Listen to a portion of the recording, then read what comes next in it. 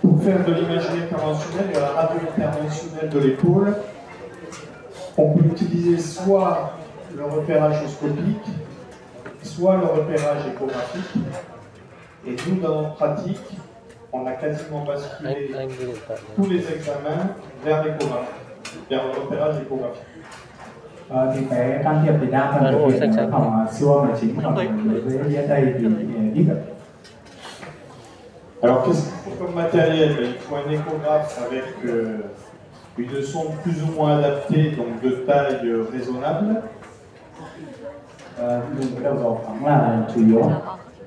Que vous allez mettre dans une poche stérile pour avoir la stérilité du geste.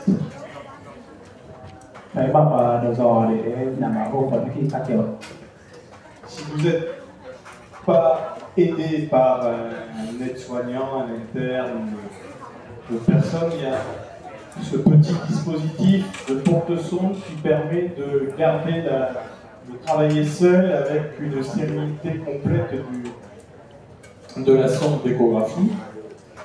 Và nếu mà trong trường hợp mình phải làm một mình mà không có ai phụ cùng ấy, thì cái việc mà có một cái gọi là cái giá đỡ có đầu giò này thì giúp mình xoay sở tốt hơn. Alors il y a plusieurs protocoles d'asepsie. Dans le service, on utilise le protocole d'asepsie 4 temps, il s'appelle. On va badigeonner 4 fois avec de la bétadine différente la peau du patient et on se retrouve dans des conditions quasiment de stérilité de bloc opératoire. Thì mình cần phải là đảm bảo vô khuẩn bằng việc sử dụng betadine cái vùng định can thiệp và cố gắng là sử dụng nhiều lần để đảm bảo vô khuẩn cách tuyệt đối. Alors ces conditions d'asepsie sont très importantes et nous on s'habille un peu comme un cosmonaute, c'est peut-être pas obligatoire mais tout le monde ne le fait pas. Mais il faut savoir que le principal risque de tout geste interventionnel, c'est l'infection. Donc on prend des précautions qui sont peut-être un peu trop importantes pour le geste qu'on réalise, mais on préfère le faire. Thầy trình bày là rất nhiều các cái dụng cụ để đảm bảo vô khuẩn như là khăn mũ hoặc là các cái con vô khuẩn thì đảm bảo việc là tránh bị nhiễm trùng, vì cái nhiễm trùng là cái mà biến chứng là rất là hay gặp. Donc le matériel, c'est un matériel pour l'épaule, c'est très simple, hein. C'est donc un champ stérile troué et une aiguille pour arriver au site d'injection ou de destruction d'une calcification, par exemple. Ở đây thì có một số dụng cụ cơ bản như sang con vô khuẩn, các cái kim hoặc là cái sản phẩm bằng betadine. Et on va utiliser en fait, en fonction du geste que vous voulez réaliser, une aiguille de plus ou moins gros calibre. Et pour l'épaule, on utilise le plus souvent une 21G, 21 gauge, pour réaliser l'ensemble des gestes. Làm các cái loại kim này dùng trong can thiệp nó phụ thuộc vào vị trí mình làm can thiệp và kích thước các kim này để thay đổi theo cái phẫu thuật. Donc on va se guider pour atteindre la cible.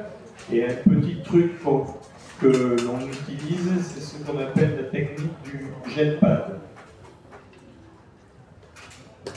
Ở đây thì thầy giới thiệu các cái mẹo can thiệp, chẳng hạn như là bơm mình sử dụng gel làm cái dẫn đường cho việc là xuyên kim qua da. La technique du gel pad, c'est de mettre beaucoup de gel sur la peau. Sử dụng nhiều gel để đảm bảo cái việc là phẫu thuật nó thuận lợi. Et dans ce gel stérile, on va mettre notre aiguille. Bôi gel và siêu âm định hướng thì mình sẽ chọc kim vào. Et on va piquer seulement une fois qu'on est sûr de la balistique. C'est-à-dire qu'on va pouvoir orienter notre aiguille dans ce gel stérile Et on va cliquer qu'une fois sans aller chercher l'endroit où on veut aller. Đó là khi mà đâm kim ấy, thì mình sẽ cố gắng là khi mà đâm kim mà một lần duy nhất để vào luôn, và tránh việc là chọc ra chọc vào nhiều lần.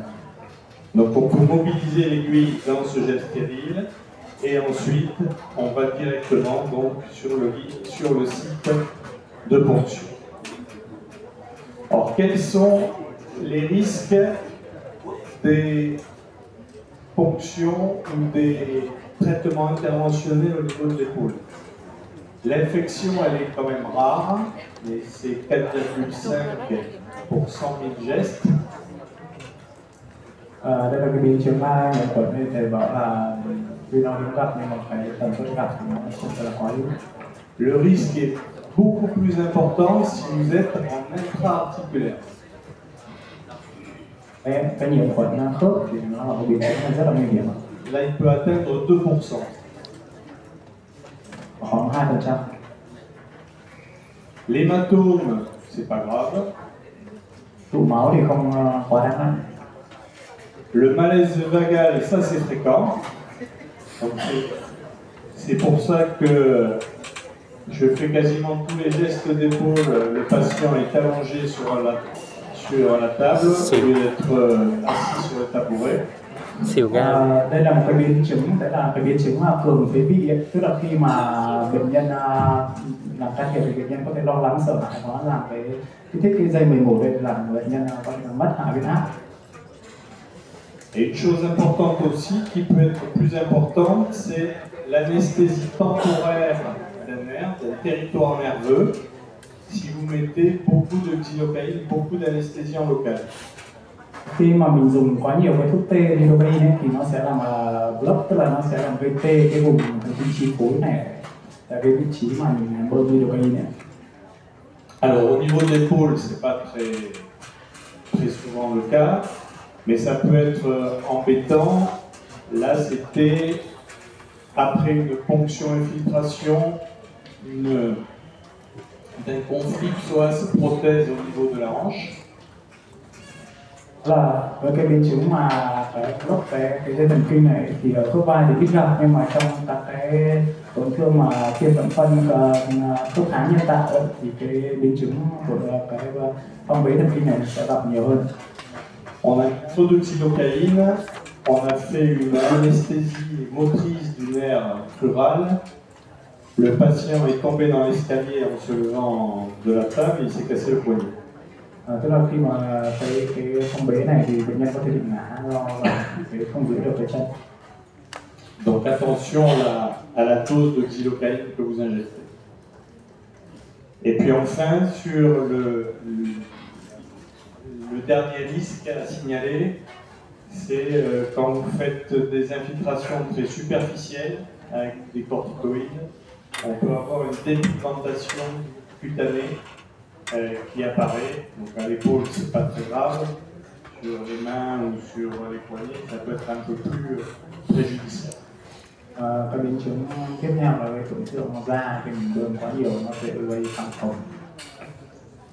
Alors les indications, je vais en mettre 3. Donc je ne traiterai pas de toutes les indications qui sont à visée de destruction tumorale par exemple.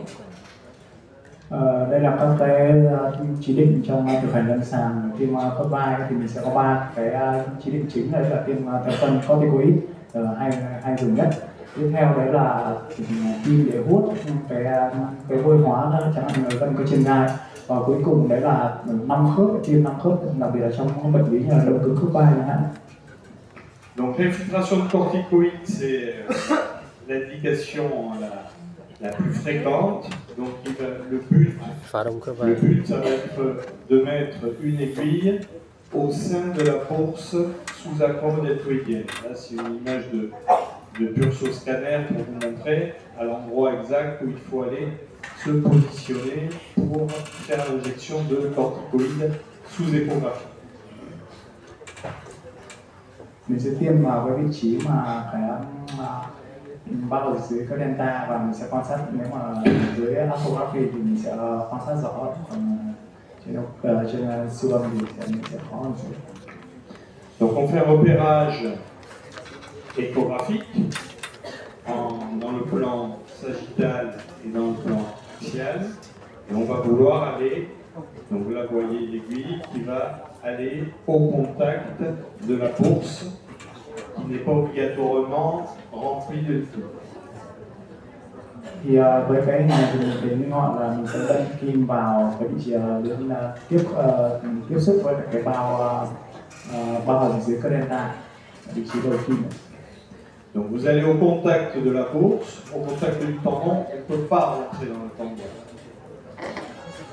Et on va dans un second temps, donc une fois qu'on aura mis cette aiguille au sein de la bourse, on va injecter de la xylocaïne. Là vous faites votre anesthésique à la peau, on continue la progression de l'aiguille, on vient au contact de la bourse, on va injecter de la xylocaïne dans la bourse. Bơm cái lidocaine vào trong bao khớp để mình sẽ thấy là cái bao khớp nó phồng lên và nó chứa dịch giảm âm trên siêu âm. Donc vous voyez qu'on va dilacérer, on va augmenter l'espace virtuel de la bourse avec cette xylocaïne. Để trình bày nó là cái bao khớp nó sẽ tăng kích thước và nó sẽ có dịch cho mình bơm vào. Et puis une fois qu'on a fait ça, on fait le dernier temps qui est donc le temps thérapeutique. On va injecter un corticoïde retard au sein de cette bourse. Et là, on voit les petits effets virtuels de l'injection de corticoïdes au sein de la bourse. Cố gắng là cái thuốc mà cái corticoid này nó sẽ lan vào đều trong bao khớp. Et là, le geste est terminé. Thế là xong.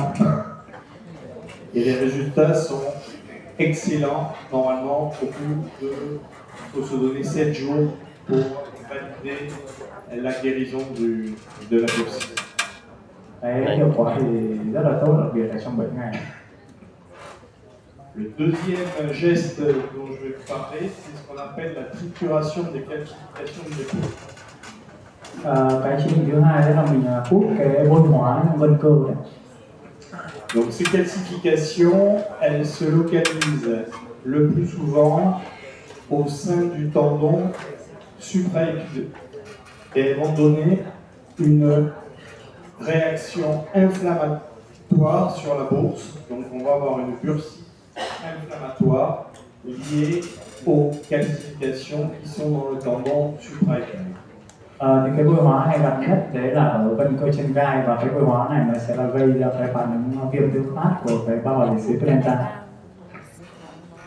Une complication naturelle, physiologique de ces calcifications, c'est qu'elles peuvent se déliter elles-mêmes, se détruire elles-mêmes, partir dans l'articulation et donner une arthrite aiguë de l'articulation. Có thể gây viêm khớp. Alors le geste est un peu comme le geste d'infiltration, mais là on va repérer la calcification. Donc on peut le faire sous guidage radioscopique. Nous maintenant on les fait quasiment que sous échographie, mais la technique première c'était de le faire sous guidage radioscopique. Cái chọc hút này, cái chọc hút vôi hóa thì nó sẽ tương tự với lại là cái tiêm thập phân corticoid, và đa phần bây giờ thì mọi người sẽ là hút cái vôi hóa này dưới siêu âm đại tràng. Alors on fait comme pour les précédents, ceux dont je vous ai parlé tout à l'heure. On fait une anesthésie de la bourse sous la sonde étudienne. On va mettre de la xylocaïne dans la bourse. Tiêm khoảng 2 cc cái xylocaine vào trong cái bao khớp là dưới cadenta. Et avec la même aiguille, donc sans enlever l'aiguille, avec la même aiguille, on va pousser l'aiguille jusqu'au niveau de la calcification, sous repérage échographique. Sau đấy thì mình sẽ định vị dưới siêu âm và mình sẽ chọc kim vào đúng cái vị trí vôi hóa. Alors, on a branché sur cette aiguille une seringue l'UR-LOC avec du sérum physiologique.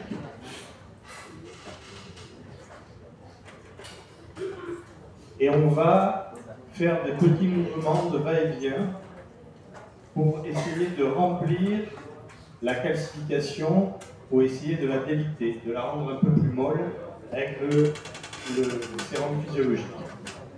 Trong quá trình làm thì mình sẽ cố gắng là di chuyển cái đầu kim để cố gắng lấy tối đa được cái vôi hóa. Bơm cả cái nước muối sinh lý. Je fais des petits mouvements et voyez qu'il y a du calcium qui remonte. Et du calcium qui remonte au fur et à mesure dans la seringue. Je fais des petits mouvements.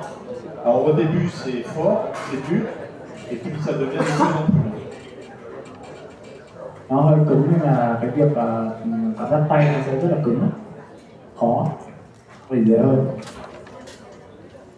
Voilà le résultat, donc on récupère pas mal de calcium. Et en fin de geste, donc on va retirer l'aiguille, mais au passage dans la bourse sous-accommodée fluidienne, on va faire une infiltration de corticoïdes retard.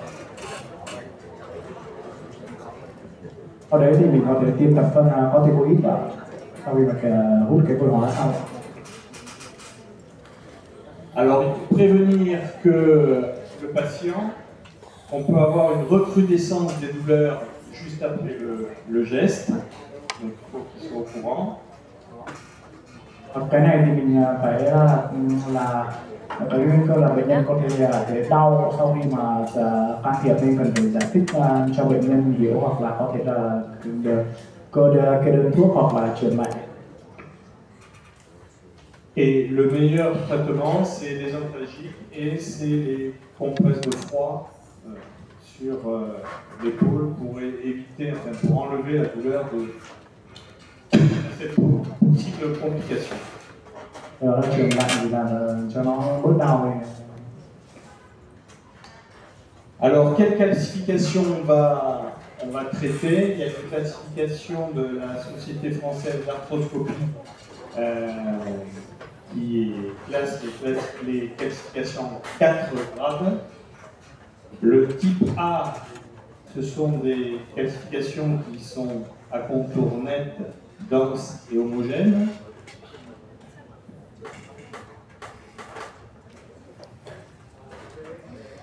Các loại cái vôi hóa căn cơ này thì với type A thì gặp khoảng 20%, thì cái vôi hóa này là nó bờ nó tròn đều sắc nét và cái vôi hóa này lớn nhất. Le type B, les contours sont nets, mais la classification est un peu polylobée et un peu moins homogène que dans le type A. Đối với cái type B ấy, thì là cái bờ của cái vôi hóa này nó sẽ thùy múi hơn và cái mật độ thì nó sẽ kém đồng nhất hơn so với type A. Et les types C et D, ce sont des classifications qui sont de faible densité. Với cái type C và type D thì cái vôi hóa thì cái đậm độ nó không quá tăng đậm độ trên cái quả. Donc on va garder le traitement par trituration pour les grades A et B, où les classifications sont denses et plus ou moins homogènes. Theo đó là chủ yếu là mình sẽ hút cái vôi hóa đối với cái phân loại là type A và type B là chính.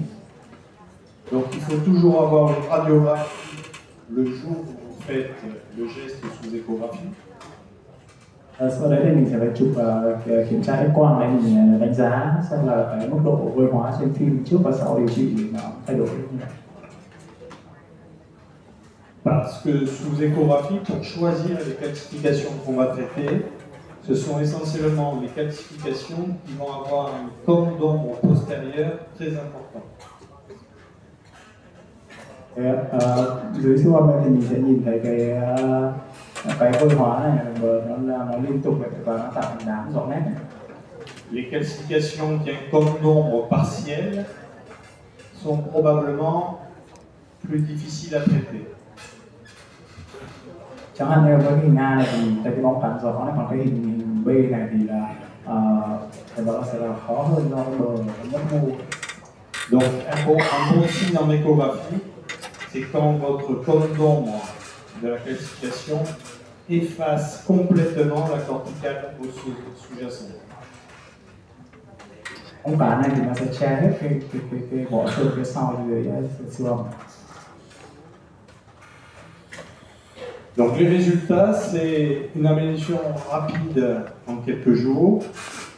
On peut souvent avoir ce qu'on appelle un rebond douloureux 2 à 3 mois après le geste. Thì kết quả điều trị thì nó sẽ cải thiện rất là rõ sau trong vài ngày rồi.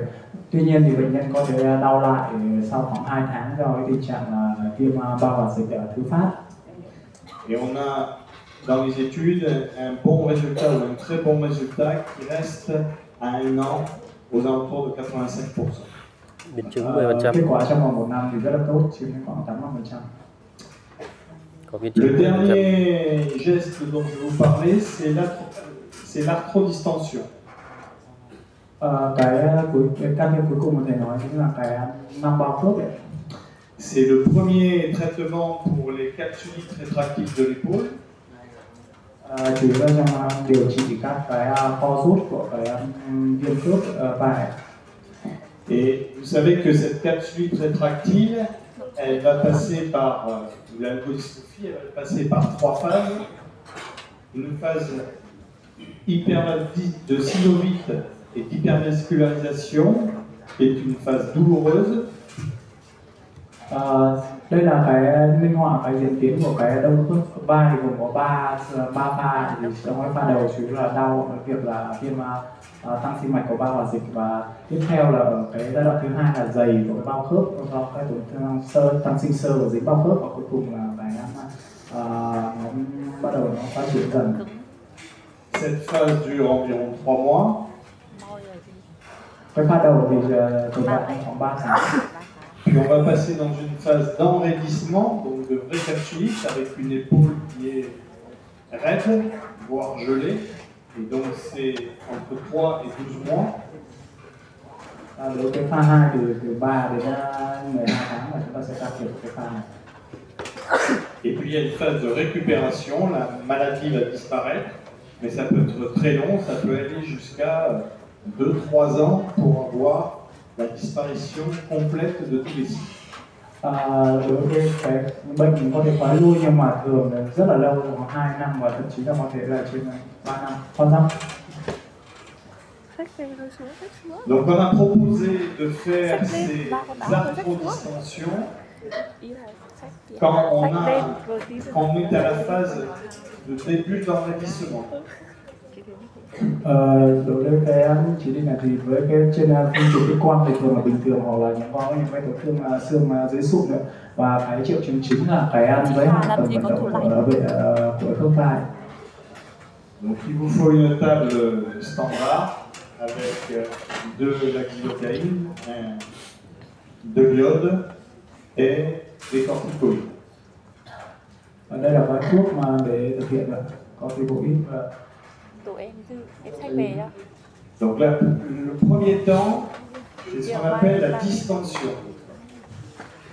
Le premier temps du geste, c'est la distension. Donc vous allez faire une ponction antérieure comme vous faites pour une arthrographie d'épaule. Đầu tiên là mình sẽ tiếp cận vào cái đường vào phía trước như khi mình chụp arthrography. Et puis vous allez essayer de remplir donc l'articulation. Mais dans les cas de capsule rétractile, on a d'énormes difficultés à remplir l'articulation. Sau đấy thì mình sẽ tiêm cái corticoïde vào làm đầy cho bao khớp. Donc voilà, ça c'est un mélange de xylocaïne et de contraste iodé. Et vous voyez, j'injecte dans l'articulation et la capsule est tellement serrée que ça me refait sortir le produit. Thì thầy bảo khi mà tiêm vào thì cái bao khớp nó sẽ giãn rộng ra và nó sẽ lan tỏa cái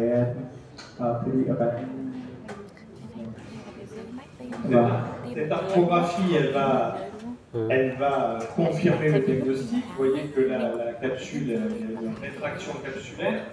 Il y a une diminution de volume de la capsule. Il y a un drainage lymphatique. Tout ça, ce sont des signes de capsule rétractive active. Thì đây báo là cái chụp cái này thì ngoài điều trị ra thì còn có giúp bên chẩn đoán cái việc là nó có kéo cái bao khớp. Donc on essaie de remplir au maximum la capsule articulaire avec ce mélange xylocaïne et produit de contraste.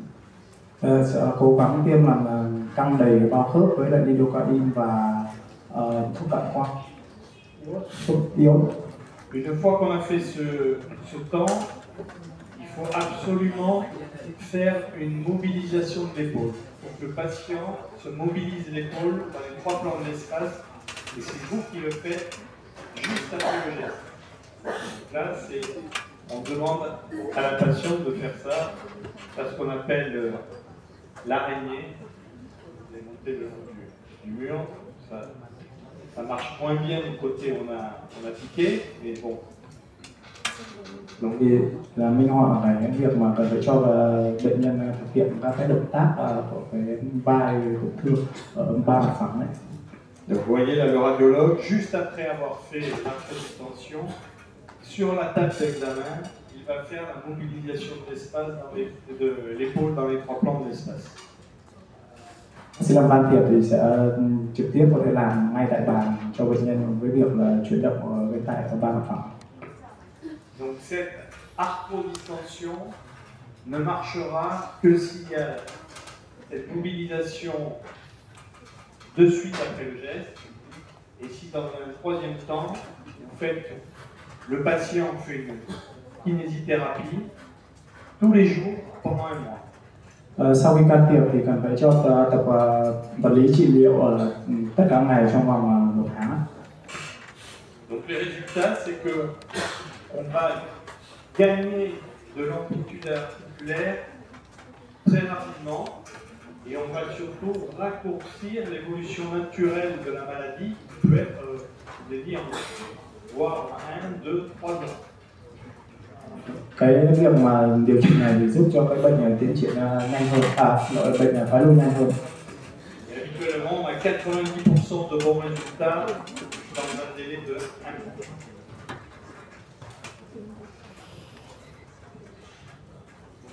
Vừa thường thì là cái việc mà điều trị này thì sẽ là được có kết quả sau khoảng 1 tháng này sẽ rõ. Donc les 3 gestes que je vous ai montrés là, et pour la conclusion, c'est si vous avez un bon tutoriel, si vous avez un tout petit peu de matériel, c'est-à-dire quasiment une aiguille, c'est simple, c'est économique, et les 3 gestes sont surtout très efficaces. Can thiệp dưới siêu âm này thì nó không đòi hỏi quá nhiều trang thiết bị vật tư, nhưng mà nó lại đem lại hiệu quả về mặt kinh tế cũng như là hiệu quả điều trị rất là tốt. Voilà, merci. Xong bài này.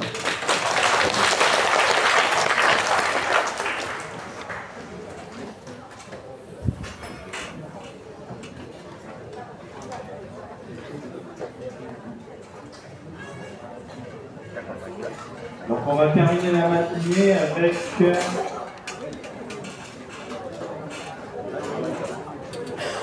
bài cuối cùng trong sáng nay là xử lý cái lên ở cùng các bài.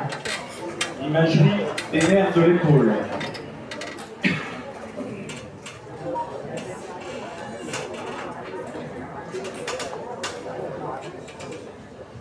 Donc les neuropathies de l'épaule, il y a beaucoup de nerfs au niveau de l'épaule, donc je me suis limité à 3 nerfs. Thầy bảo là có rất nhiều cái dây thần kinh quanh khớp vai, nhưng mà thầy sẽ giới hạn ở 3 dây thần kinh chính. C'est environ 2% des douleurs de l'épaule. Và các cái nguyên nhân do cái dây thần kinh này chiếm khoảng 2% bệnh lý đau khớp vai.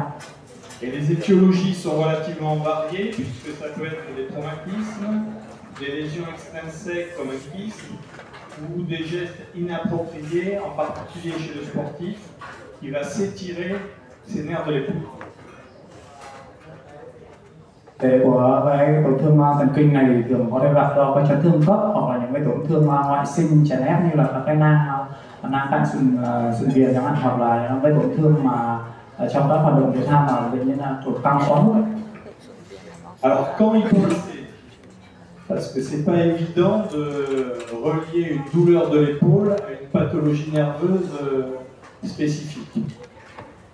Donc on va y penser grâce au retentissement musculaire. Donc le diagnostic de ces neuropathies de l'épaule, il est souvent fait en retard.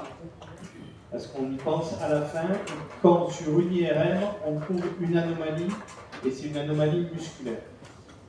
Thường cái tổn thương cái thần kinh này thì thường được chẩn đoán muộn khi mà chụp cộng từ và mình đã thấy có tổn thương thứ phát ở cơ. Comment ça réagit un muscle qui a une pathologie nerveuse? À la phase aiguë, on va avoir un hypersignalstyle, côté de façade. Le T1 sera normal, et si vous injectez du gadolinium, il ne faut pas, ça ne sert à rien, on aurait un rehaussement, on aurait une prise de contraste. Et ce qu'il faut retenir, c'est qu'à la phase aiguë, une dénervation musculaire va se voir par un hypersignalstyle. Đối với cái pha cấp ở tổn thương ở cơ ấy, thì thường là tăng tín hiệu trên ST hoặc là các xung tuyến phát sát, và cái việc mà tiêm thuốc đông quang từ thì không có nhiều giá trị. À la phase plus tardive, on va avoir la dénervation musculaire va aboutir à une atrophie du muscle et à une infiltration graisseuse. Đối với pha muộn ấy, thì sẽ có hai cái tổn thương chính ở cơ, đấy là tổn thương teo cơ và tổn thương thoái hóa mỡ trong cơ. Donc on va avoir une atrophie qui survient très peu de jours après la dénervation, et on va avoir une infiltration graisseuse, donc le muscle se charge en graisse en fait. On va avoir cette infiltration graisseuse qui va augmenter avec le temps à partir du 2e au 3e mois. Cái tổn thương mà thoái hóa mỡ thì thường phát triển sau 2 đến 3 tháng và nó sẽ tăng dần theo thời gian. Donc cette, Jean-Baptiste vous l'a montré, hein, on utilise la classification de Boutalier pour se dire si le muscle est infiltré en graisse, dégénéré. Đây là cái phân loại của Boutalier về cái mỡ trong cơ. Et donc cette classification, elle peut être faite soit en scanner, soit en IRM également. Si vous utilisez les séquences T1 sans effacement de la graisse, on va la voir. Với cái thoái hóa mỡ trong cơ này thì tối ưu là mình sẽ sử dụng cái xung T1 không xóa mỡ. Et donc on peut voir les stades 0, 1, 2, 3, où il y a autant de muscles que de graisse, ainsi de suite. Donc je vous ai dit que pour les neuropathies de l'épaule, c'était la dénervation qu'on voyait avec l'hypersignalstyle. Donc tout va partir du muscle sur une IRM où vous avez une anomalie musculaire et vous avez un hypersignalstyle. Il va falloir reconnaître le nerf qui est en cause, le nerf qui vient innerver en fait ce muscle. Vous n'allez pas voir directement en IRM la lésion nerveuse, mais vous allez voir le retentissement musculaire. Trên cổng từ thì mình sẽ không nhìn thấy được cái tổn thương thần kinh trực tiếp, nhưng mà mình sẽ nhìn đánh giá cái tổn thương thần kinh gián tiếp qua cái tổn thương của cơ và đặc biệt là tăng tín hiệu trên cổ xung PD phát sát. Donc voilà un exemple. Donc c'est quel muscle qui est atteint? Đây là ví dụ này hỏi là cái cơ nào bị tổn thương. Bon, on va dire que c'est l'infraépineux.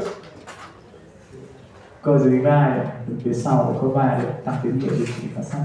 Et vous savez que le nerf qui va innerver l'infraépineux, c'est le nerf suprascapulaire. Thần kinh trên gai thì nó sẽ chi phối cả cái gân cơ dưới gai. Donc voilà comment il faut faire. On repère l'image anormale sur le muscle et on va chercher la lésion du nerf. Donc là, c'est le nerf suprascapulaire. Ce nerf suprascapulaire, il peut être lésé à deux endroits différents. Le premier endroit, c'est ce qu'on appelle l'incisure suprascapulaire. Et le deuxième endroit, c'est la fossette ou l'échancrure spinoglénoïdienne. Có hai cái vị trí mà thần kinh trên gai hay bị tổn thương nhất, đấy là cái ngách trên gai và cái này gọi là cái ngách dưới gai. Alors cette incisure scapulaire et cette échancrure spinoglénoïdienne, vous pouvez les repérer en échographie. Donc on peut ne pas voir le nerf, mais on sait qu'il passe à ce niveau-là. Ở cái trên mặt cắt siêu âm này thì mình sẽ nhìn thấy là cái vị trí của cái dây thần kinh trên gai ngay sát xương và phía trước nó là cơ tham và cơ trên gai.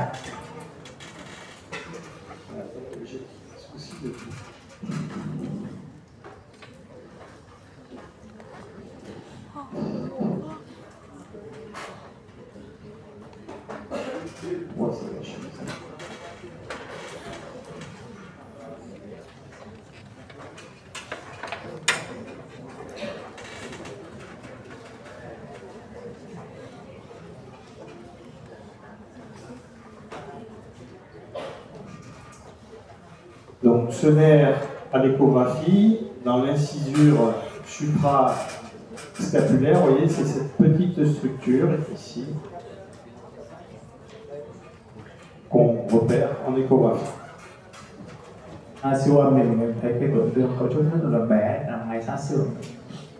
Au niveau de l'échancrure spinoglénoïdienne, ici, donc on va repérer cette échancrure, voilà, vous allez la repérer. Souvent on va voir uniquement l'artère suprascapulaire qui passe dans cette échancrure, mais on sait qu'il y a le nerf juste à côté. Trên siêu âm thì mình sẽ nhìn thấy cái động mạch ở cái ngay cạnh là chính mà mình thường khó quan sát trực tiếp cái dây thần kinh, đó là cái dây thần kinh ngay cạnh động mạch. Alors ces neuropathies du nerf suprascapulaire, elles ont plusieurs effets. Anh nhớ trước có câu hỏi phẫu này, một con dao nhỏ đâm vào lần này. Ngoài quên chứ cái câu đấy như thế nào. Elles sont souvent, le nerf suprascapulaire est souvent atteint par étirement à la partie sportive.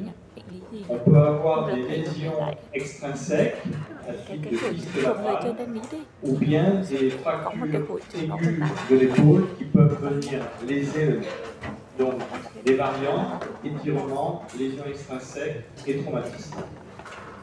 Các cái yếu tố thuận lợi cho cái tổn thương thần kinh ở trên gai như là chơi thể thao, đặc biệt là pickleball chẳng hạn, hoặc là cái tổn thương nang thanh sinh việt hoặc là cái tổn thương mà chấn thương cấp. Alors il faut savoir que ce nerf suprascapulaire, il va innerver. Quần vợt với cái cầu lông pickleball ý nghĩa gì đâu. Đây là minh họa ở vị trí mà tổn thương tại cái ngách trên gai thì có hai cơ bị tổn thương, đấy là cơ trên gai và cơ dưới gai. Đây là nếu có hai cái cơ tổn thương thì mình sẽ gợi ý là tổn thương tại vị trí của ngách trên gai. Quand l'atteinte se situe au niveau de l'incisure scapulaire, comme un gros kyste ici, on va avoir une atteinte à la fois de l'infra et du supraépineux. Chúng nhìn thấy một cái nang nó chèn ép, nang rất là to chèn ép vị trí này. Hyperkinéastie très important de ces deux muscles. Quand on a une atteinte au niveau de l'échancrure spinoglénoïdienne, les branches innervant le supraépineux ont déjà été données, et donc vous n'aurez une atteinte uniquement de l'infraépineux. Nếu mà cái thần kinh trên gai nó bị chèn ép tại cái vị trí là khuyết gai của chảo ấy, thì mình sẽ chỉ quan sát thấy là cái gân cơ dưới gai bị tổn thương, còn việc là tăng tín hiệu ở trên PD phát sát, còn gân trên gai thì không bị tổn thương. Donc en pratique, si vous avez une atteinte du supraépineux et de l'infraépineux, on recherche une lésion de l'incisure. Si vous avez une atteinte que de l'infraépineux, on recherche une lésion de l'échancrure.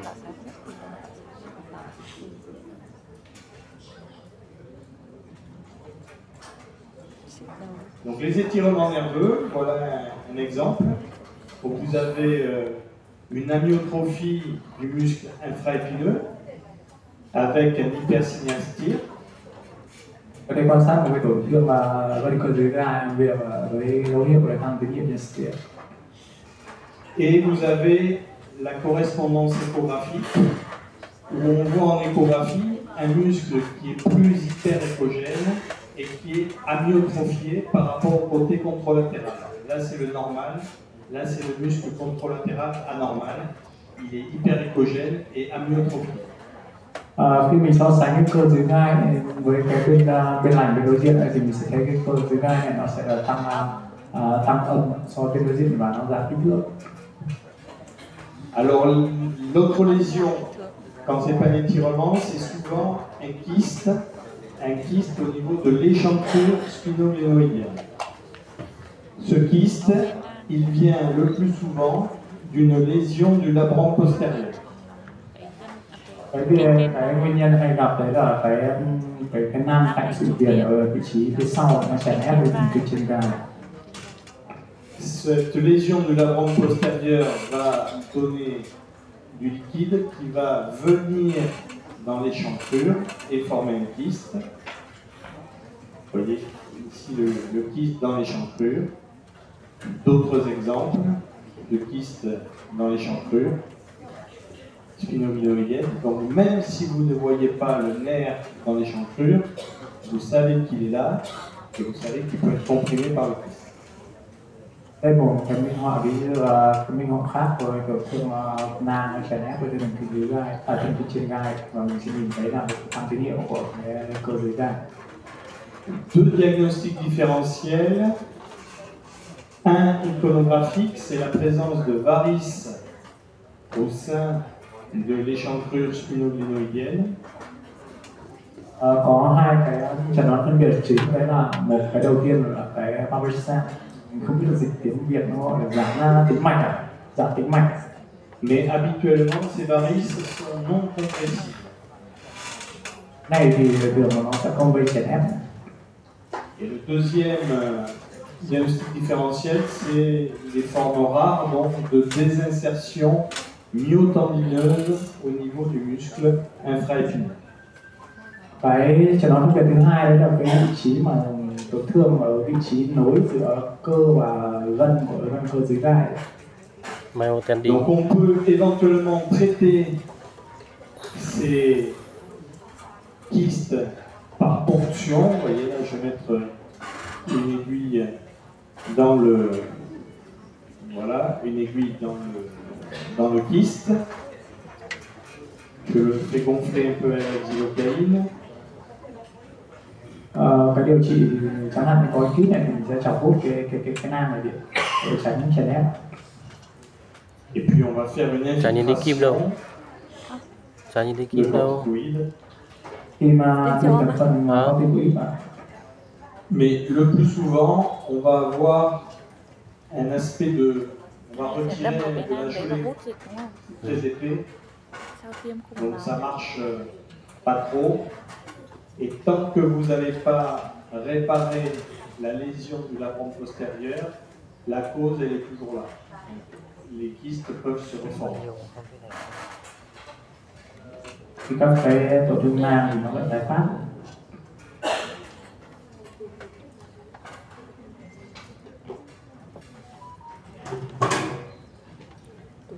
Deuxième neuropathie.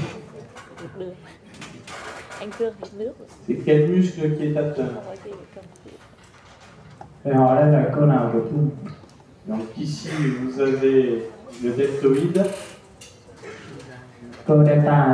et ici le teres mineur.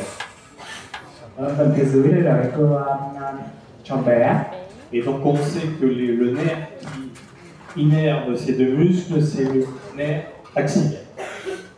Khi mà tổn thương hai cơ tròn bé và cơ delta này thì cái thần kinh chi phối đây là thần kinh nách. Ce nerf axillaire, Nhân không dạng được. il est logé au niveau de ce qu'on appelle le quadrilatère de Velpo. Cái thần kinh nách này nó sẽ đi qua lỗ tứ giác cùng với động mạch một cánh tay sau. Donc c'est un quadrilatère entre l'humérus, le triceps, le teres minor, le teres major. Et ce nerf, il est satellite de l'artère circonflexe postérieure qu'on voit très bien en échographie. Ta quan sát rõ cái thần kinh nách này cùng với động mạch một cánh tay sau đi bằng cái cổ xuống cánh tay đấy. Il va avoir un trajet qui cravate en fait la diaphyse humérale. Nếu mình vẫn nhớ cái câu hỏi Et il donne con donc dao son nhỏ đâm vào innervation đằng sau này bệnh pour le deltoïde et le teres minor.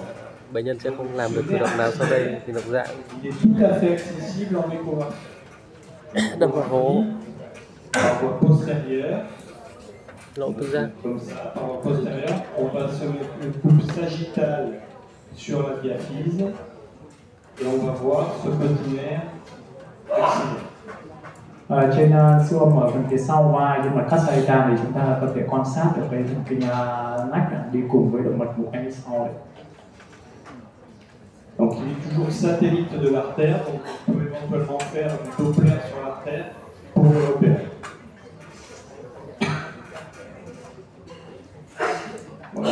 Voilà un autre repérage. Mũ cánh tay trước, cả mũ cánh tay sau. Donc les pathologies du nerf axillaire, c'est soit un étirement au sport, soit des kystes, soit des luxations, fractures-luxations, et vous voyez que là vraiment, on peut avoir une lésion du nerf, puisque le nerf il passe à ce niveau-là, au niveau de la diaphyse humérale. Đây là các cái nguyên nhân mà có thể gây tổn thương, chẳng hạn như là có cái nang hoặc là gãy xương cái vùng cổ xương cánh tay, hoặc là bệnh nhân đeo nặng, đi chống nặng nhiều vùng mách có thể gây tổn thương.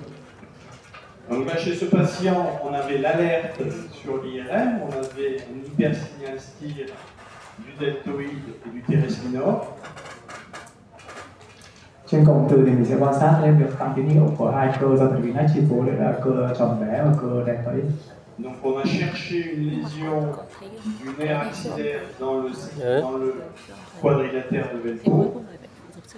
Et ça, on le cherche en échographie, où on montre que le muscle est atrophié. Nó được hai cái nó đi cùng với cái thằng động mạch mũ cánh tay sau ấy, nhìn nó dễ hơn, dễ bắt hơn. Mình sẽ siêu âm một cái vị trí lỗ tứ giác để tìm cái thần kinh nách này, và mình có thể so sánh với bên đối diện để đánh giá. Donc voilà pour les différentes neuropathies de l'épaule. Et je voulais vous en montrer une dernière. Cuối cùng đấy là cái sao biết được, còn một cái tổn thương nữa.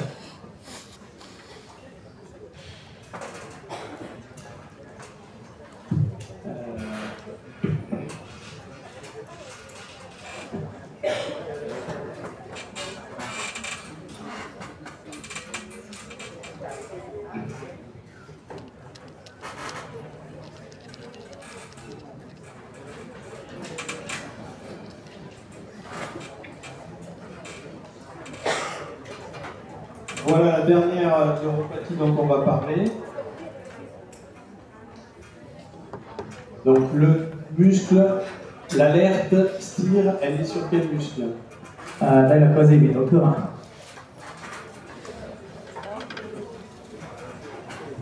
Cái chọn đấy thì C'est quel muscle ça? C'est le serratus antérieur. Mình thấy là cái cơ này là cái cơ nằm ngay sát cái xương sườn này, chạy phía trước đây, người ta gọi là cơ răng trước đấy.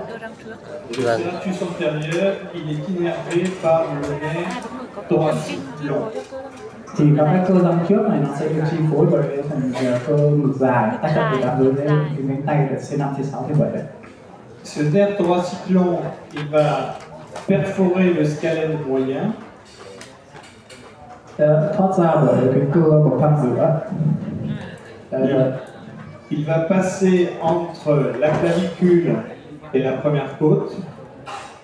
Thứ hai, cái vị trí hai gặp tổn thương thứ hai đó là nó sẽ đi qua giữa cái xương đòn và cái xương sườn đầu tiên và nó đi xuống phía dưới trước ngoài. Et puis il va cheminer le long à la surface du muscle serratus antérieur. Thần kinh thì nó sẽ chạy trên bề mặt của cơ ngực cơ răng trước đấy. C'est un nerf moteur pur. Đây là thần kinh chi phối cho vận động đơn thuần pour ce muscle serratus antérieur. Les pathologies sont essentiellement par traction.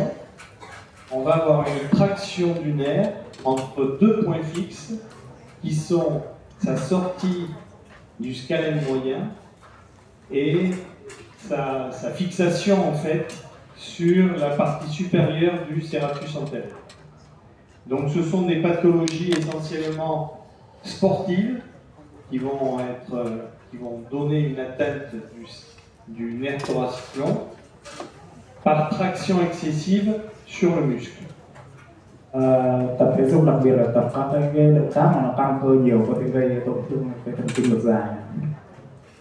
Une autre étiologie, c'est la chirurgie reconstructrice mammaire en particulier, où c'est plus trop utilisé, mais c'était une voie d'abord pour mettre en place des prothèses mammaires de reconstruction après un cancer par exemple. Tiếp theo đó là cái tổn thương thần kinh cơ ngực dài có thể tổn thương sau là một cái bệnh nhân tạo, đặc biệt là sau phẫu thuật ung thư vú. Et donc le chirurgien pouvait léser le nerf thoracique long au moment du passage en latéral. Trong quá trình phẫu thuật thì gây tổn thương thần kinh. Les deux signes cliniques qu'il faut connaître et qui orientent très fortement vers une pathologie de ce nerf, c'est un déficit complet de l'abduction. Il n'a pas d'abduction, le patient, et il a ce qu'on appelle une scapula alata, donc un décollement de la scapula. Thần kinh nách. Có hai cái dấu hiệu chính. Đầu tiên đấy là cái adduction, là cái dạng cánh tay thì bệnh nhân sẽ mất đi cái dạng cánh tay. Cái dấu hiệu thứ hai đấy là cái dấu hiệu mà xương bả vai bay ấy. Thì câu chuyện đấy là cái xương bả vai này nó sẽ được cố định vào các cái cơ răng trước này. Khi mà cái cơ răng trước này mất chức năng ấy, thì nó sẽ không cố định được cái xương bả vai, và cái xương bả vai mình nó sẽ lồi ra, và mình sẽ so sánh được hai cái đối diện này. Nó dấu hiệu gọi là scapula alata. Donc quand vous avez cette clinique, il faut de suite penser à la lésion du nerf thoracique long. Et le clinicien demande souvent Gây thần kinh cơ bì à? Khi mà thấy cái hai dấu hiệu này thì các bác sĩ lâm sàng thường là chỉ định một cái cụm từ khớp vai. Et si vous faites une IRM d'épaule classique, vous ne verrez pas cette lésion. Đối với các cụm từ khớp vai cách thông thường thì mình sẽ không nhìn thấy được tổn thương. Parce que la lésion elle est que sur le serratus antérieur, donc il faut avoir des choix d'antenne corrects. Si vous faites une IRM d'épaule avec une antenne épaule classique, vous n'allez pas imager le serratus antérieur. Đối với cái khớp vai thông thường thì mình sẽ không cái FOV mình sẽ không cắt xuống cái cơ răng trước này, nên mình sẽ không đánh giá được tổn thương. Donc il faut bien connaître le. Thế 12 giờ không ra rồi. Lâm sàng rất là quan trọng. Alors on peut visualiser ce petit nerf qui va passer dans le Làm đối thần kinh cánh tay kìa. Thấy luôn. Mình sẽ quan sát trên xuông thì mình sẽ thấy tại cái vị trí một cái dây thần kinh bé, nó kích thước rất là nhỏ và nó sẽ thoát ra cái vị trí là cơ bậc thang giữa. Donc c'est vrai que c'est l'échographie qui est le meilleur examen pour faire l'imagerie des nerfs périphériques. Đối với các dây thần kinh ngoại vi thì xuông thì thường Làm đối không thần phải. kinh cánh tay rất là dễ nhất, nhưng mà đoạn bị đặt vào. Et puis on va faire des coupes au niveau de la paroi thoracique Trước xem thời gian thì làm. du mamelon. on voit Nhưng mà dần dần thì quen rồi, associé vừa à nhìn une quen, petite artère nhìn cái là biết. le nerf, làm nhiều thì mới le biết, nerf không nhiều. thoracique. Ở cái mặt cắt lồng ngang núm vú thì mình sẽ quan sát thêm một cái nhánh động mạch và thần kinh ngược dài ngay bên cạnh. Donc ces neuropathies, on les a vues, c'est essentiellement de l'étirement chez le sportif, avec un défaut d'abduction et une scapula à la table. Et là, sur cet exemple d'échographie, on suit le nerf thoracique long qui, à sa sortie, traverse le scalène moyen, est beaucoup plus épais que le nerf contralatéral. Thì mình thấy là cái vị trí tổn thương là tại vị trí thoát ra của cái cơ bậc thang giữa với thần kinh ngược dài này thì nó sẽ dày hơn so với cái bên đối diện. On va dire qu'en début d'examen, là, il est petit, le nerf est petit, et puis il va grossir. Thầy đang chỉ ra cái vị trí mà thần kinh nó to lên. Donc le diagnostic formel est fait par l'échographie. Et puis vous avez aussi les signes musculaires à l'échographie qu'on peut retrouver, en particulier donc l'amyotrophie du muscle serratus antérieur par rapport au côté contralatéral et son aspect plus hyperéchogène. Mình sẽ quan sát cái dấu hiệu lần tiếp nữa là cái cơ răng trước này nó sẽ teo nhỏ và nó sẽ tăng âm so với bên đối diện. Donc voilà les trois neuropathies dont je voulais vous parler. Il y en a beaucoup d'autres. Il y a le nerf accessoire, le nerf musculo-cutané, il y a plein de petits nerfs cervicaux qui vont à l'épaule. Donc on en a vu trois. Et retenez un seul diagnostic différentiel peut-être pour l'ensemble de ces neuropathies. Voilà une atteinte, une anertostie du supraépineux et de l'intraépineux, donc on se dit que c'est quel nerf? Thì là nếu mà khi mình gặp một cái bệnh nhân mà có tổn thương cả cơ trên gai và dưới gai thì mình sẽ nghĩ đến do tổn thương thần kinh gì. Donc ça c'était une atteinte du nerf suprascapulaire. On a recherché une lésion au niveau de l'incisure, il n'y en avait pas. On a recherché une lésion au niveau de l'échancrure, il n'y en avait pas. Et donc on s'est orienté vers le diagnostic différentiel qui est le syndrome de Parsonage Turner. Vous connaissez? Khi mà có tổn thương phần cơ, mình nói một chút về cái chẩn đoán phân biệt này. Tại vì là khi mà có tổn thương cả cơ trên gai và dưới gai ấy, khi mà mình tìm cái vị trí là ngách trên gai và cái ngách tiếp gai vai ở cháo mà không thấy tổn thương ấy, thì mình sẽ cần phải nghĩ đến cái hội chứng, đấy là cái hội chứng FASA, tức là hội chứng viêm dây thần kinh, viêm đa dây thần kinh.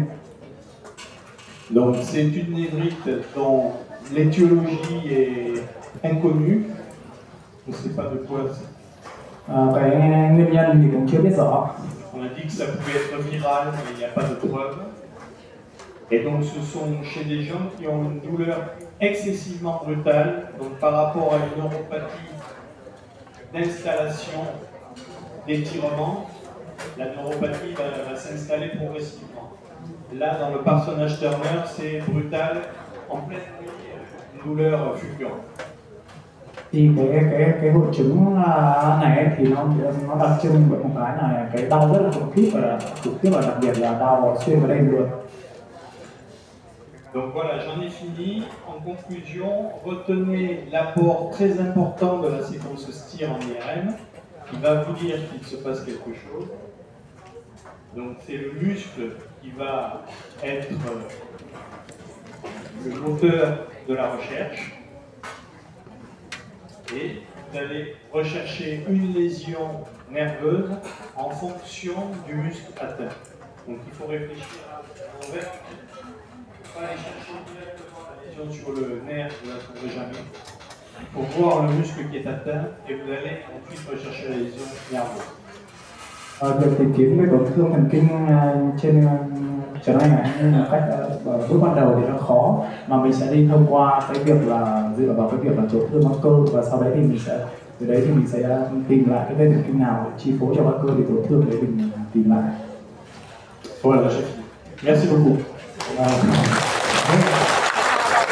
Hạ vào về rồi.